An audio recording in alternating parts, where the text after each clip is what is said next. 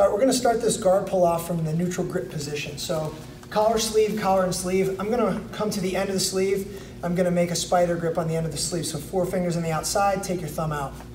Now, normally I would break grips from this position. I would snap this grip off, and then I would grab whatever grip I want to pull guard. But it's one of the rare times it's actually beneficial not to break the grips because I'll be a little bit closer to mark when I sit, and that's good for my triangle.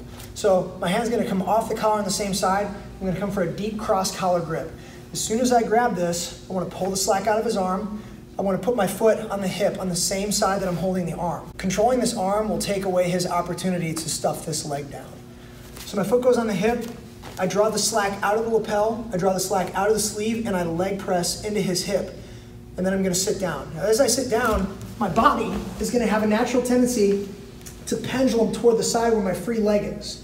As soon as this leg swings out, and as soon as I square myself, he's gonna wanna bother this leg. So as he makes his grip, I need to circle my heel down, and my foot finds the bicep, and I can straighten out. And I don't need to break the grip here, but what I wanna do is use my foot on the bicep, use my foot on the hip to square my hips completely to his. I never wanna see his knee up the middle because when I shoot my triangle, that's gonna give me some trouble. So when you guys get into this position, check a couple of things before you move on to shooting your triangle.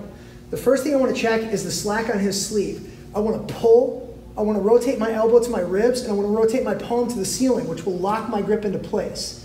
But that's no good if I'm not putting counter pressure on his hip with my left leg. So my left leg is also pressing away.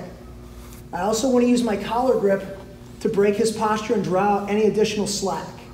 So when I get to this position, I want to shoot my triangle on the right side. I want to shoot my foot over his bicep. In order to do that, I need to raise my hip. So if I do that without raising my hip, my foot goes over his bicep. Maybe I can close a triangle position, but we've got this giant gap where he can pull his arm and his head out. So when you get here, use your foot on the hip. You can even use your foot on the bicep a little bit as well as your collar pull to raise your hip as high as possible. So think you're trying to escape the mount. The belt is going to come to his chin, and my hip goes into his armpit. I've raised my hip as high as possible. Now my right leg is gonna shoot over. It straightens out, my heel pins, and I bite the side of his neck with the back of my knee, as tight as possible here. So when you get to this position, I wanna close up my triangle position first. So I am going to cross my feet, drop my hip down to the mat, and then as I do that, I pull my hand out of his collar because I wanna grab and pass the arm. There are some triangle variations where you can leave the hand inside the collar. It's just not my preference. I prefer to transfer this hand to the tricep and pass the arm across the body. So when you try to pass this arm, sometimes the person's still holding your collar, or sometimes the arm has fallen under your armpit and it's difficult to pass. And one way you can make this arm light is you can raise your hip high to the ceiling, pass the arm deep across, and then drop your hip back down to trap that elbow inside the hip pocket. And if I'm doing this correctly, him and I have a mirrored grip. My right hand is over his elbow and tricep. His right hand is over my elbow and tricep. Now I'm gonna let go of the sleeve. I'm gonna grab my shin close to his head. And now with my grip on the shin, it's safe for me to unlock my triangle and adjust my angle. My left foot is gonna find the hip, the floor, or the tip of the knee. Whatever's most comfortable for me, I prefer the tip of the knee. And then I'm going to use this to change my angle from looking at Mark to looking into his ear on my right side.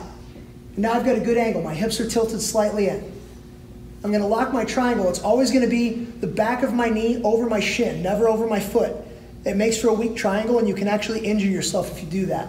So I raise my hip, I lock my triangle. You'll notice I will not let go of my shin until he taps. So I pull my shin, I pin my heels, I squeeze my knees together, and then it's now safe for me to let go of his arm and dive under his knee to pull myself into the angle. It's not a necessary step, but if you have the arm trapped in your hip pocket, you can let go, and it's a free pull for a little additional angle. A few more degrees, and I get my tap.